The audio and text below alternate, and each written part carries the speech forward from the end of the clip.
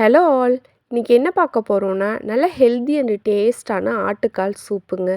ரொம்ப குயிக்கா, நல்ல ஒரு டேஸ்ட்டான ஆட்டுக்கால் சூப்பு ரொம்ப ஈஸியா எப்படி செய்யலான்னு பார்க்கலாம் வாங்க. இந்த ஆட்டுக்கால் சூப்பு செய்றதுக்கு நான் இன்னைக்கு ஒரு ஆட்டோட 4 கால் வாங்கிட்டு வந்திருக்கேங்க. கால் வந்து கடையிலேயே க்ளீன் பண்ணி குடுத்துட்டாங்க. அதுக்கப்புறம் நல்லா ஒரு 5 தண்ணி ஊத்தி நல்லா கழுவிட்டு எடுத்துக்கலாங்க.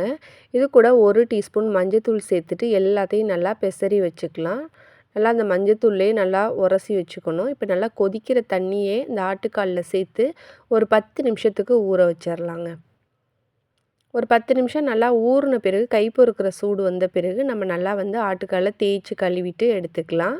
இது மாதிரி செய்கிறதுனால வந்து கால் வந்து நல்லாவே சுத்தமாகுங்க. இப்போ நல்லா கழுவுன பிறகு அந்த மஞ்சள் தண்ணி எல்லாத்தையுமே வந்து நம்ம வந்து வடிச்சிட்டு ஆட்டுக்காலை மட்டும் குக்கரில் சேர்த்துக்கலாங்க. இப்போ இந்த கால் கூட ஒரு 10 சின்ன வெங்காயத்தை நல்லா இடிச்சிட்டு சேர்த்துக்கோங்க. கட் பண்ணாமல் நல்லா தட்டிட்டு சேர்த்துக்கலாம். இது கூட ஒரு 10 பல்லு பூண்டையும் நம்ம தட்டிட்டு சேர்த்துக்கலாங்க. சின்ன துண்டு இஞ்சியை இது மாதிரி தட்டிட்டு சேர்த்துக்கோங்க. ஒரு மீடியம் சைஸ் தக்காளியை கட் பண்ணிவிட்டு சேர்த்துக்கலாங்க. ஒரு பச்சை மிளகாயை இது மாதிரி நறுக்கிட்டு சேர்த்துக்கலாம். பச்சை மிளகாய் வந்து ரொம்ப காரத்துக்கு சேர்க்காம நம்ம வந்து ஒரு வாசனைக்காக ஒன்று சேர்த்துக்கலாங்க. அப்புறம் ஒரு 1/2 டீஸ்பூன் மஞ்சத்தூள், 1 டீஸ்பூன் சீரகத்தூள், 1 டீஸ்பூன் மிளகுத்தூள் சேர்த்துக்கலாம். இதோட காரம் பார்த்திங்கன்னா மிளகோட காரம் தாங்க தூக்கலாக இருக்கணும். ஸோ அதனால் மிளகுத்தூள் எக்ஸ்ட்ராவாகவே சேர்த்துக்கோங்க. அதுக்கப்புறம் உப்பு தேவையான அளவு சேர்த்துட்டு 1 டீஸ்பூன் நல்லெண்ணெய் சேர்த்துக்கலாங்க. நல்லெண்ணெய் வந்து ஆப்ஷனல் தான். பட் சேர்த்தோம்னா வந்து அந்த சூப்புக்கு நல்ல ஒரு ஃப்ளேவரும் டேஸ்ட்டும் கொடுக்குங்க. அது மட்டும் இல்லாமல் கை கால் வலி அந்த எலும்புகளுக்கெல்லாம் நல்லெண்ணெய் ரொம்பவே நல்லதுங்க.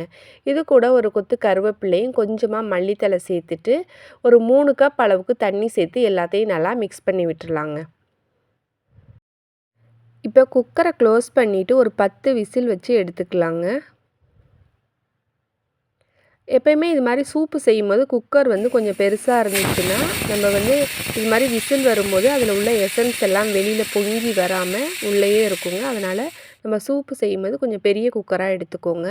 இப்போ பார்த்திங்கன்னா 10 விசில் வந்துருச்சு. ஸ்டீம் எல்லாம் ரிலீஸ் பண்ண அப்புறம் ஓப்பன் பண்ணோம்னா நல்லா சூப்பராக நம்மளோட சூப்பு ரெடி ஆகிருக்குங்க. நல்லாவே அந்த ஆட்டுக்காலெல்லாம் நல்லா வெந்து அதில் உள்ள எசன்ஸ் எல்லாம் நல்லா இறங்கி பார்க்கவே நல்லா அருமையான ஒரு ஆட்டுக்கால் சூப்பு ரெடி ஆகிடுச்சு.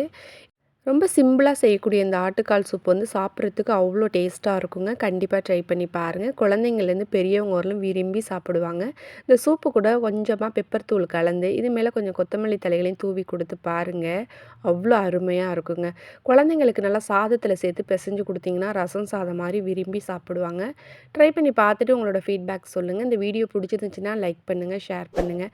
மறக்காமல் நம்ம சேனலை சப்ஸ்கிரைப் பண்ணுங்கள். தேங்க்யூ.